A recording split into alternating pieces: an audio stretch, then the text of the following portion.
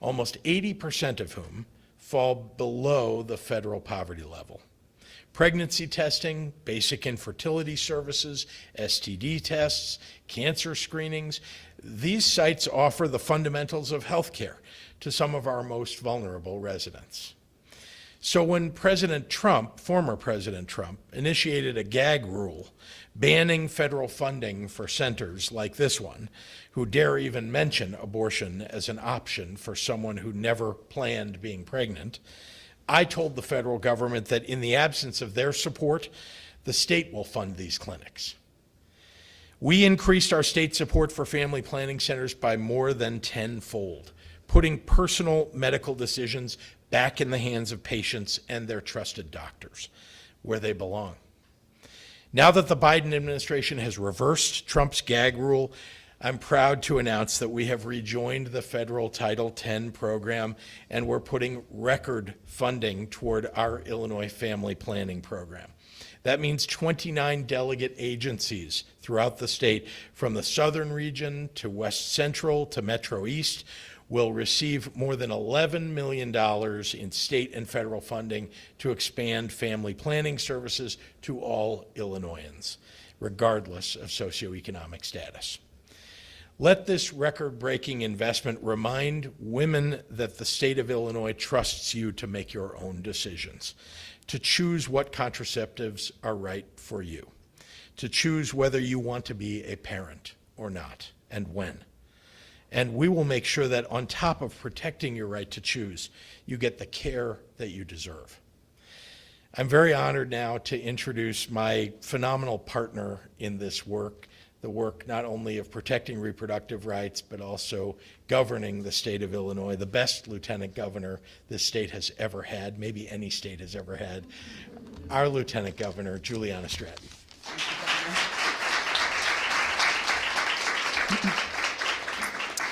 Hello, everyone. I'm Lieutenant Governor Juliana Stratton, and I use she, her pronouns. Thank you, Governor, for that warm introduction and for your commitment to equitable health care for all. I also want to thank Dr. R.T. Barnes and everyone at the Illinois Department of Public Health, Dr. Carolyn Hoke and the entire team at Erie Family Health Center, and all of the elected officials and other leaders joining us today for taking on such critical roles in uplifting reproductive health. We stand here today because the right to choose is also about the freedom to live healthy and well. It's about empowerment that's passed from one generation to the next. My mother and her mother and her mother's mother, each generation dreamed of better and fought for more for their daughters to come. So what do I tell my daughters who are in danger of losing rights that I had? I tell them we are not going back. We are going forward. And today we take an important step in this journey by restoring millions of dollars in funding for Title X. 3 years ago, we caught the first glimpse of the devastating impacts caused by rolling back access to reproductive care. The first ones hit when we turn back the clock on progress are our most vulnerable communities. And that is exactly what happened when the Trump administration implemented the gag rule on Title X in 2019. Because Republicans were determined to strip away access to abortion by any means possible, patients in rural areas, Black and Latinx patients, LGBTQ plus patients, people who are low income or uninsured, the communities that relied on the services provided through Title X funding lost a lifeline. I want to make this clear. To everyone who couldn't get that appointment or exam or the medication they relied on, who knew how much was at risk because they had already felt the deep impact of being targeted by hateful policy, your voices will not be silenced, and we will keep fighting for you. Because today the stakes are even higher. As nearly $10 million in critical funding for family planning and preventative services comes in, our constitutional right to bodily autonomy is under attack. And I know that this is a really scary time. We have been fighting against these threats for years. But one thing that we have learned is that the fire is still strong within us. Today, we're not just reclaiming what has been taken away from our communities. We are doubling down on equitable, affordable, quality health care. I'm grateful to the Biden-Harris administration for righting the wrongs of the Trump era by removing the gag rule on Title X and mobilizing to restore access and fill the gaps that formed when providers were forced to withdraw from the program. Here in Illinois, all hands are on deck to support the agencies, organizations, and all providers to ensure that they can continue the work that saves lives every day. And we are laser focused on how to address the hard road ahead. As chair of the Illinois Council on Women and Girls, that is top of mind for me. We've been dedicated to promoting reproductive justice and gender equity, and one way we've approached this is through data. Now more than ever, it's vital that we know who has been left out of the conversation and amplify their voices. As we prioritize getting communities the reproductive services they need, we need to know who faces barriers in access, where they are, and how we can get the care they need to them. That's why the Council's Health and Healthcare Committee is working to improve data collection on health disparities. As long as a person's right to health care, including abortion, is in danger, we will be at the front lines, building the safe, inclusive, welcoming environment that everyone deserves in Illinois. And this funding is crucial to the groundwork of reproductive justice. We are looking down an uncertain future, but today we are taking one sure step forward in this fight. Thank you, and it's now my honor to present a fierce advocate for women's rights for women all across our state, Senator Pacione-Zayas. Senator.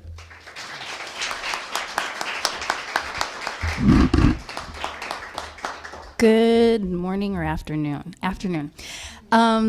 So most people know my background is in education and don't have as much understanding of where I come in terms of the health space.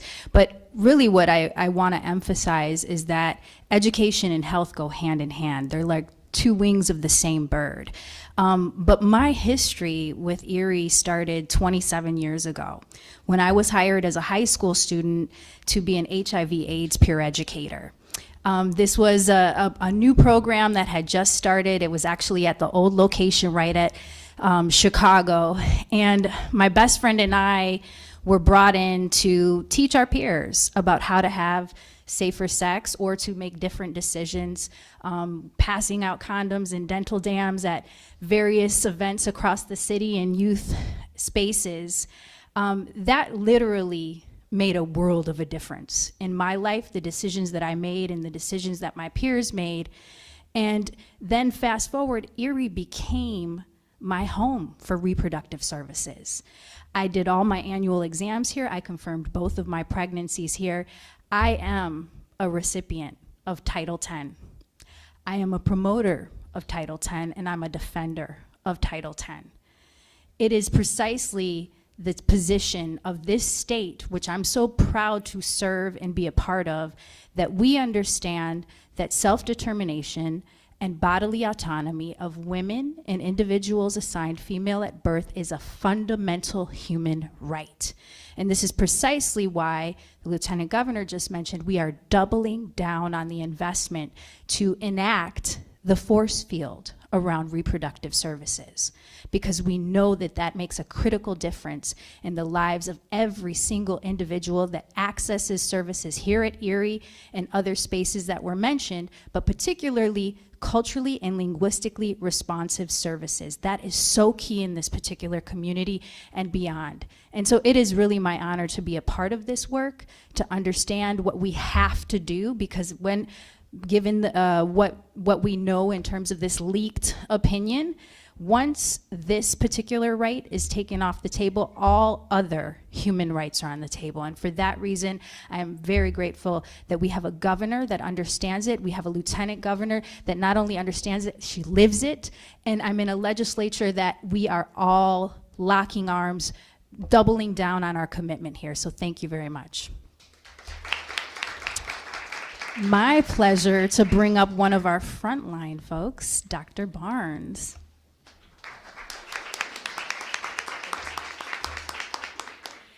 Thank you, and good afternoon. It is an honor to be here representing the Illinois Department of Public Health to discuss this great news about the increased support for the Illinois Family Planning Program. It's unfortunate that Shannon Leitner, our Chief Operating Officer and the Deputy Director of our Women and Family Planning Services, could not be here today. But I'd like to thank Governor Pritzker for his leadership on this critical healthcare issue, as well as the many members of the General Assembly who've supported this program through challenges of the past few years. We're grateful to the Department of Health and Human Services and the Biden administration for restoring unencumbered federal funding for this program and supporting our efforts to ensure that low-income and underinsured people have access to a full range of high-quality and affordable family planning services they need and deserve.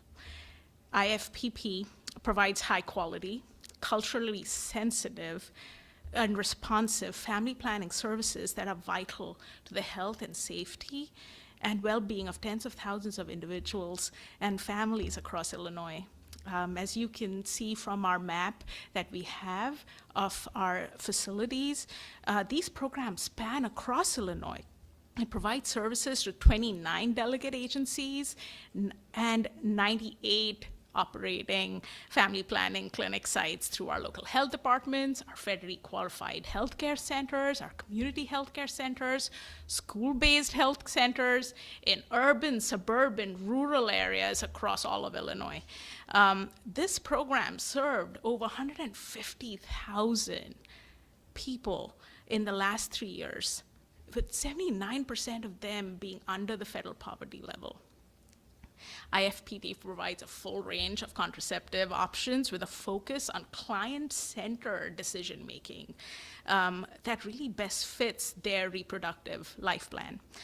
So in addition to contraceptive options and reproductive life planning, the program provides preconception counseling, infertility education, referrals, physical exams, health screenings, including pelvic and breast exams, blood pressure checks, weight checks, pap smears, and of course, pregnancy testing and options, as well as sexually transmitted infection testing and treatment.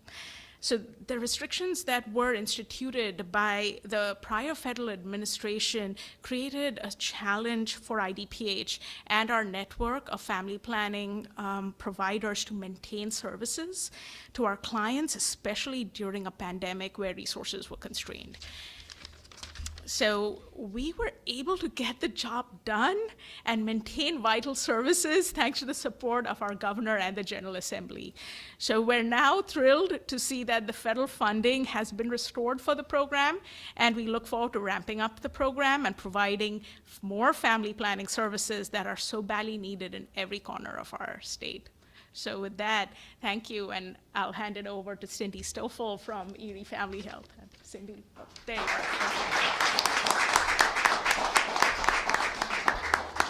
Thank you, Dr. Barnes.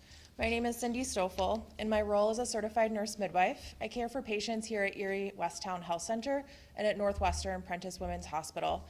As a midwife at Erie, a federally qualified health center, I provide primary health care to women, well women care, gynecologic, postpartum, and prenatal care to these traditionally marginalized communities. I help my patients deliver healthy babies, and I also help to ensure that they have the information and access that they need to obtain the contraception and reproductive health services of their choice. My Erie colleagues and I believe that our patients have the right to make their own informed decisions about their family's futures. Many of my patients face barriers to healthcare access, like a lack of insurance, financial hardship, or complex situations at home. Like all of us, however, my patients want to do what's best for themselves and their families.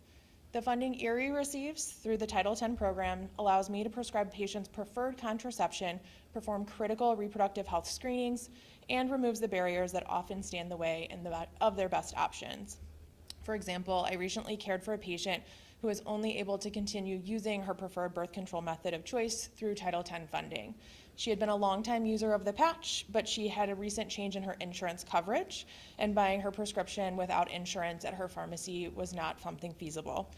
Because of Title X support, I was able to prescribe and provide her with her long-loved birth control method that day without any interruption.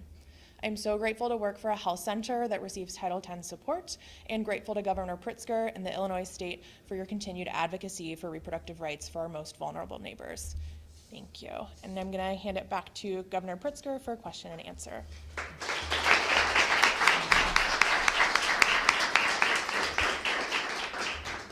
Thank you.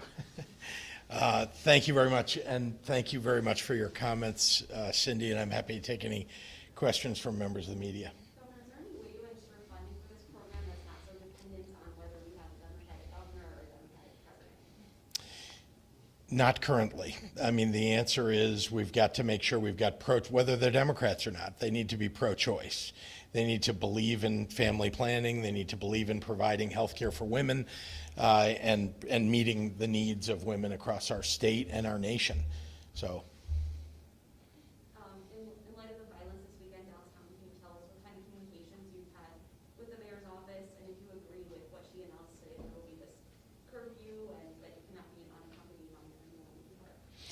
So I've had my Illinois State Police reach out to the city and to the CPD to make sure that we're offering every available service that we have from the state level, including state troopers if necessary. And so that's always available, but we just wanted to double down and make sure that they know in any moment of, particularly if there's a crisis, that's happening in any given hour, we have state police on the front lines available to assist.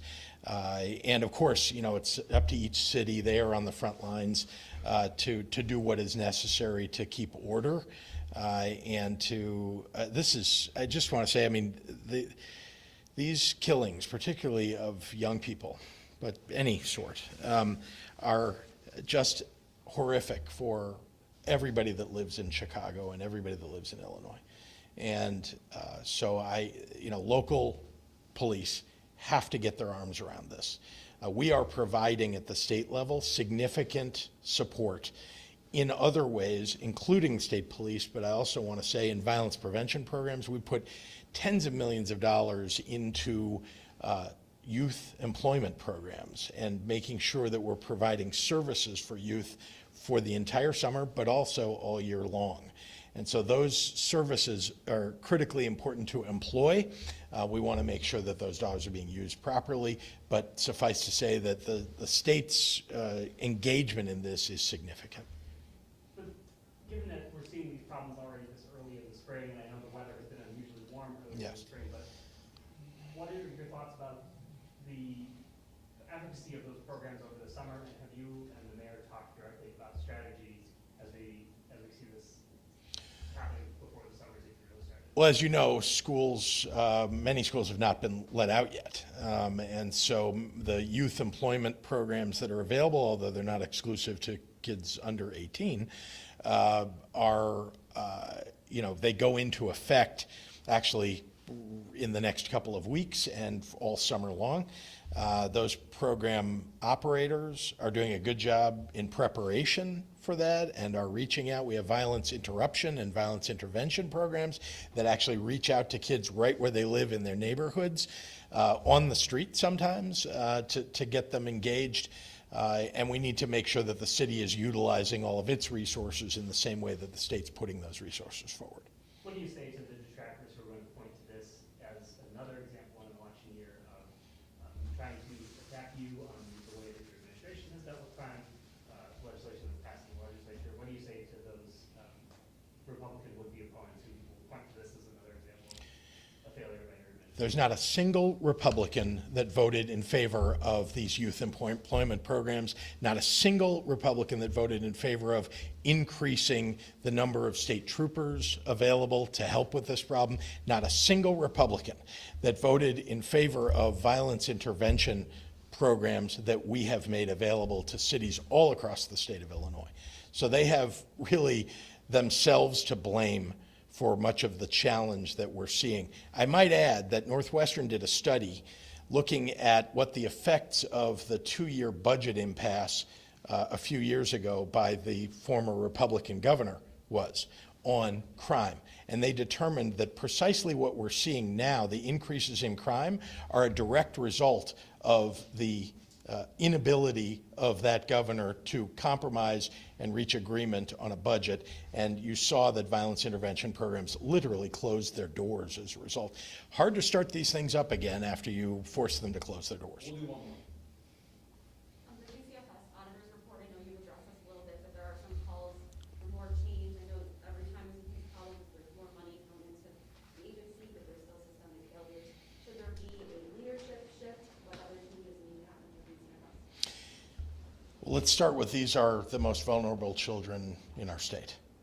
We owe it to them to do everything that we can to keep them healthy, safe, and make sure that we're providing the services that are necessary for the people who, for them and for the people who are caring for them. When I came into office, many of the employees that we needed at DCFS had gone away. Again, defunding of DCFS. 12 directors over the course of less than 15 years, 12 directors.